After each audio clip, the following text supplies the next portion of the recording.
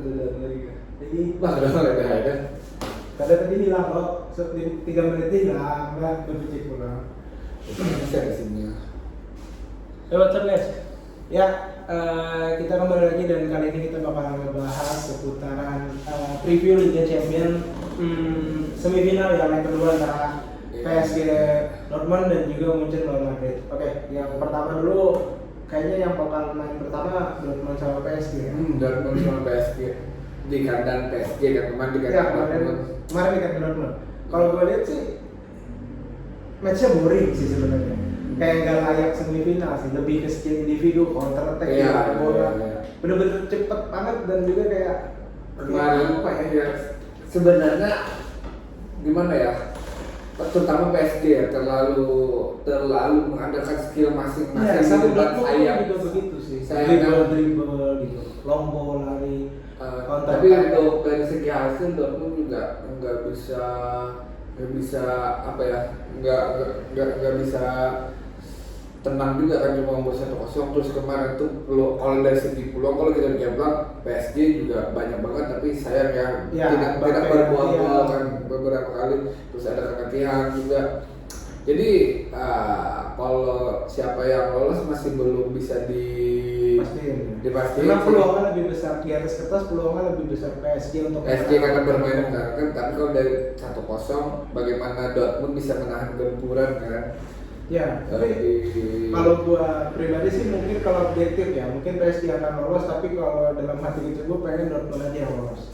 Soalnya tim sekelas PSG nggak perlu lah sampai Liga Champions karena apa ya istilahnya. Tapi pun kalau dari segi mental di Liga Champions, Dortmund lebih sering dan lebih Emang PSG ada DNA-nya ya. konsisten lolos grup ya di Liga Champions. Karena kan PSG kemarin tuh menang sama siapa? Barca. Oh, sama Barca ya. Dan juga mereka kan ketemu di waktu itu di penyisihan. Ada penyisihan, saling mengalahkan juga ya. Saling mengalahkan di kandang masing-masing sebaliknya gitu. Dortmund menang di kandang PSG menang di kandang Dortmund gitu. Tapi ya dua-dua emang agak kurang seru sih memang, walaupun apa ya istilahnya terlalu Mbappe sentris juga sih ya. terus juga sih memang setelah winger mudanya Prancis itu yang Barakula atau siapa itu memang dia punya speed dan kecepatan juga kombinasi, jadi Mbappe lebih ke tengah, di kanannya Dembele memang untuk depan oke lah, kalau di tengah mungkin ya Fabian Luiz masih oke, tapi kalau untuk di Vitinha sosok lah, di belakang ada Marquinhos ya, gak menunjukkan mental juara Liga. Iya, dari segi permainan ya. Permainannya Berbeda sama pertandingan Madrid sama Munchen ya. Sama-sama berimbang, tapi mereka saling menunjukkan mental. Iya. Kan ketinggalan pertama dari segi Munchennya waktu itu ketinggalan dari Madrid, mengejar juga, terus Madrid ketinggalan juga kan, mencari gol juga untuk menyamakan. Kalau dari segi hasil ya kan 2-2, terus tapi ya balik lagi ya dari 0-0 lagi. Cuma diuntungkan bermain di kandang sendiri, lebih banyak pendukung sendiri, tapi ya Munchen pun juga punya, walau Madrid banyak punya trofi Liga Champions, tapi kan Munchen juga untuk di Liga Champions bukan kemarin sore kan yang punya mental bagus juga, mau bermain dimanapun. Contoh lah kayak di Spanyol, kalau Barca kan habis dulu kan, Barca digebukin juga kan di Spanyol, jadi peluang emang sedikit unggul Madrid, tapi nggak terlalu jauh. Kalau menurut gue sih untuk Madrid, Munchen, City ya, mereka itu sudah biasa bermain home and away, nggak mempengaruhi permainan dari segi mental. Terus juga kan Madrid mungkin nunggukan juga karena sudah mengunci gelar La Liga kan, ketika Barca digebuk Girona 4-2, jadi kan fokus, walau kemarin itu juga mereka juga tapi tetap menang fokus juga bro, karena kan dia cuma itu yang dikejar kan. Jadi kalau Madrid sama-sama cukup berimbang pun seandainya ya keunggulan Madrid akan bermain di kandang. Kalau dari segi permainan pun nggak ada yang sama-sama Prima nggak ada yang satu yang lebih unggul. Mereka punya mungkin pemain muda tapi beberapa pemain muda tapi mereka dimotori pemain-pemain senior di Munchen. Ada Muller, terus ada Toni Kroos. Jadi mereka pemain-pemain mudanya pun bermental juara semua kan. Ya kalau gue lihat sih sebenarnya peluang ini 50-50 ya memang. Ada cuma diunggulkan bermain di kandang. Tapi ya karena memang dua-dua ini kan pengen ngotot juga untuk Liga Juara Liga Champions karena satu Madrid sudah dapat La Liga, jadi mereka bisa fokus dan juga Munchen pun dan sudah demikian kan. Mengistirahatkan pemain-pemainnya kan. Di laga terakhir La Liga makanya yang main kan Brahim Diaz, Joselu. Ya tapi kalau gue lihat sih Courtois udah bisa balik ya. Iya Courtois bermain di. Gak tahu sih maksudnya apakah dia akan langsung dapat kepercayaan di Liga Champions atau tetap lunin nih. Ini kan menarik nih. Menurut gue kayaknya Courtois deh. Courtois. Ya. Karena ini kalau dari skill nggak terlalu jauh juga, tapi masalah mental ini. Iya. Kepercayaan diri ya, ketenangan. Dan juga kalau Munchen sih setelah masuknya siapa yang wingernya yang pemain tengahnya itu Musiala. Bukan yang satunya. Dia kan yang lebih ke apa sih? Pemain tengahnya itu yang Leon Goretzka. Ya, satunya lah, gue lupa namanya dan itu Gnabry. Sebelum Gnabry dimasukin kan ada pergantian. Oh iya. Itu lumayan cukup efektif juga dia. Iya. Dan Musiala pun juga seperti gue lihat karena Madrid ini memang ya kalau untuk yang bukan fans Madrid agak boring nonton Real Madrid. Jujur aja sebenarnya karena memang mereka bermain lebih menunggu karena kan Munchen dan Madrid ini kan tipikal pemainnya hampir sama sekarang ya. Untuk sekarang hampir sama. Kemarin Munchen lebih mendominasi, Madrid lebih bertahan. Memainkan dua sisi sayap mereka yang memiliki kecepatan kan.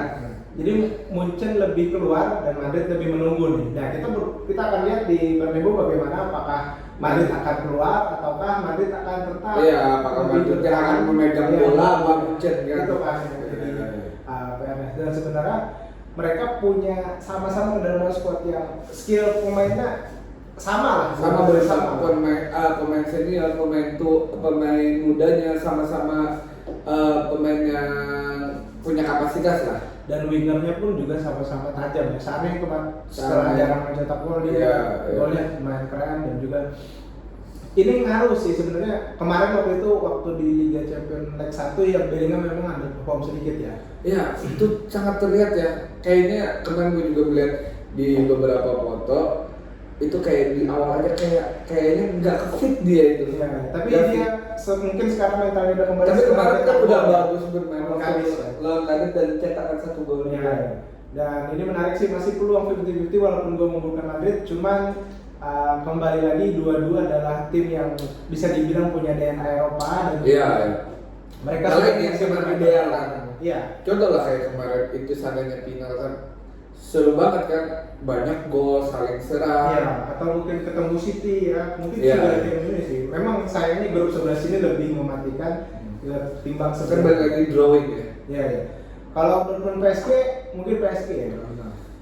Kecenderungan mungkin masih 50-50 juga ya. Bagus juga sekarang. Di satu sisi PSG bermain di kandang dan bisa mencetak gol, tapi di satu sisi Dortmund kan sudah unggul 1 gol dan kalau Dortmund bermain rapat dan rapi menunggu counter attack aja jangan salah bisa Dortmund bisa menahan PSG di kandang di Paris. Kalau misalnya PSG-nya lagi ada perform dan sering dilawan bola kan Dortmund. Kecuali yang akan seru tuh PSG dapat unggul cepat dulu 1-0 bermainlah saling serang. Oh iya. Kalau selama PSG masih buntu mencetak gol, mungkin Dortmund akan lebih bertahan, jaga kedalaman. Juga Dortmund punya wing yang cukup bagus ya, ada Sancho dan Adeyemi yang speed walaupun Sancho.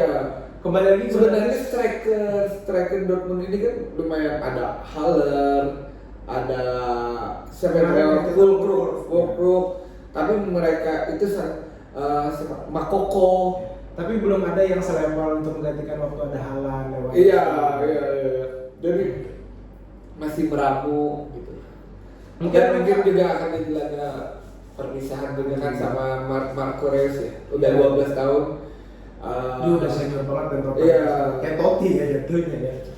dia bukan asli Dortmund, tapi dia itu mulai awal Dortmund bangkit kembali, juara. Dulu kan dia seangkatan sama Mario Götze, Lewandowski, trionya itu kan, mereka sudah keluar, masih tetap stay. Tak apakah mungkin gaji ya, terus mungkin bisa main di MLS, mungkin kapasitasnya dia lah, memang usianya kan udah juga tua banget. Dan ini mungkin juga akan agak jadi perpisahan untuk Luka Modric ya, karena usianya udah 38 atau 39 dan akan mungkin dia akan pensiun ya atau nggak tahu.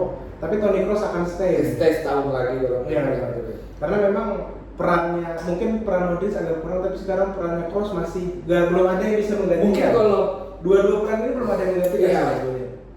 Tapi kan kalau Modric itu ya, dia itu kan determinasinya.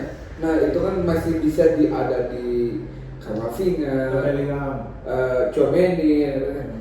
Kalau Kroos ini kan umpan ajaibnya ini kan. Itu yang belum ada yang saking susahnya. Kalau Tchouaméni mungkin dari Valverde bisa menggantikan atau Camavinga, mungkin Modric ya memang masih belum level belum, tapi kan determinasinya ada. Tapi untuk selevel Kroos memang masih belum. Iya, umpan ajaib yang gol itu sangat berkelas banget gol Vini ketika di Munchen kemarin. Oke lah, jadi prediksi Munchen atau Madrid nih?